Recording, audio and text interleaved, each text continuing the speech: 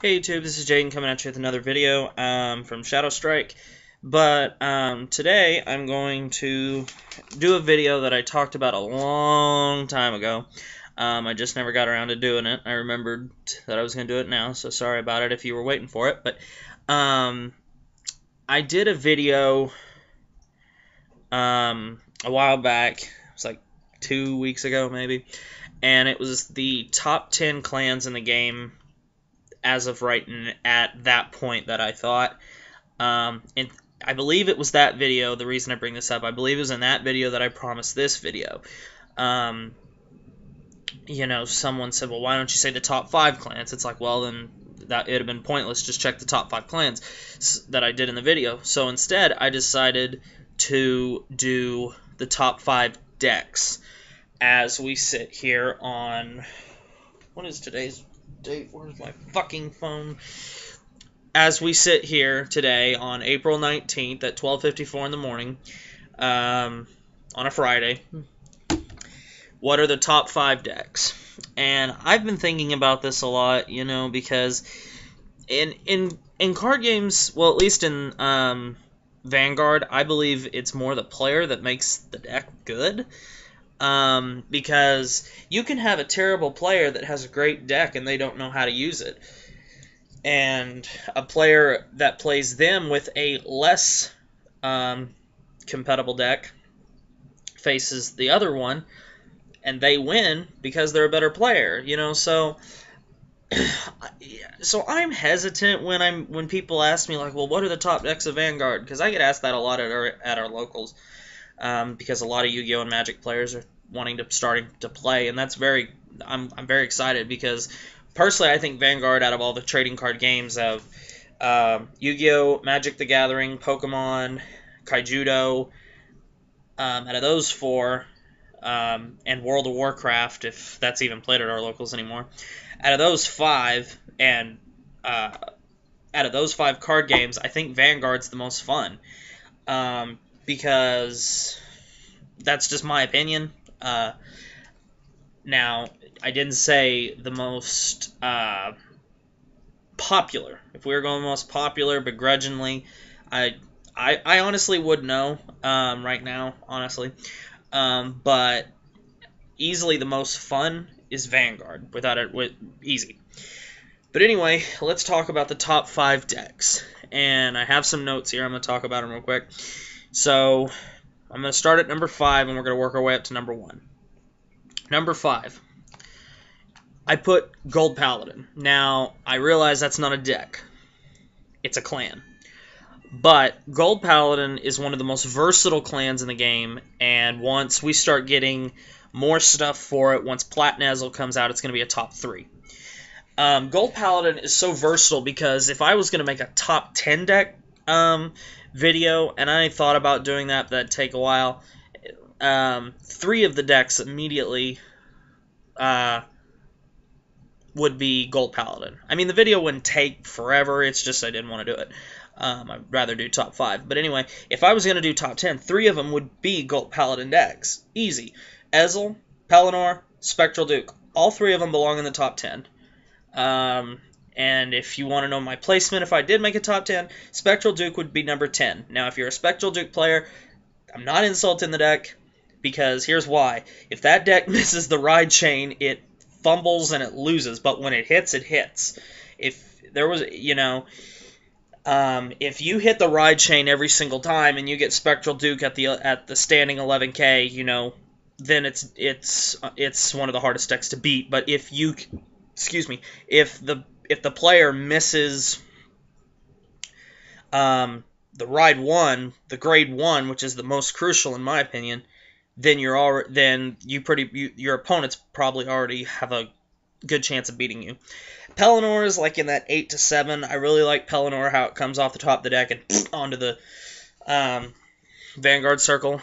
I think out of the 3, Ezel's the most consistent right now, because you can play Ezel decks right now, and you don't even necessarily need Platina yet.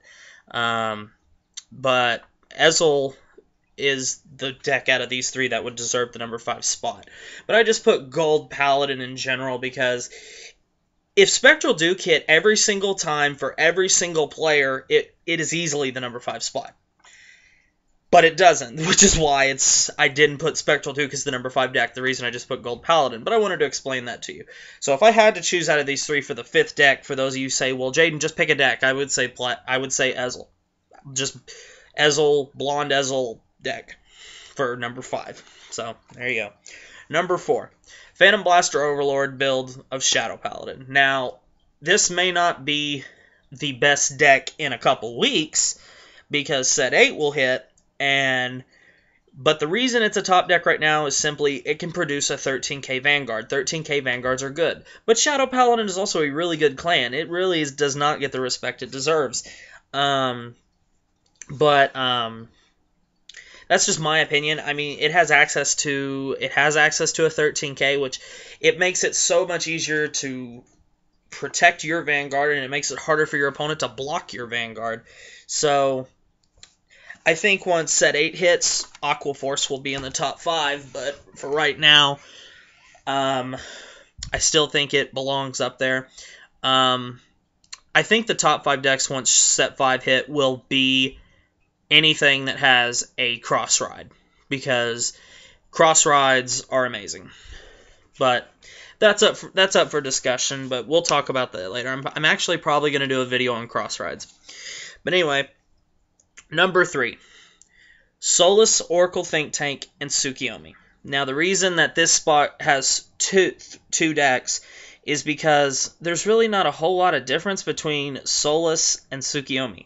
Now, I mean, I know there's a vast difference. One has soul, one doesn't, but when you start thinking about the cards that you play in the deck, it's really not that different. Your boss is different, obviously. You're either going to run 4 grade 3 Tsukiyomi or 4 Coco, and then you're going to have a splashable grade 3. You can use, you'd use Evil Eye Princess Euryale for the Tsukiyomi deck, and you would use something like Battle Sister Souffle, I think it is, the one that's the 10k that gets an extra 2 if it's boosted, or Sky Witch Nana, or something like that.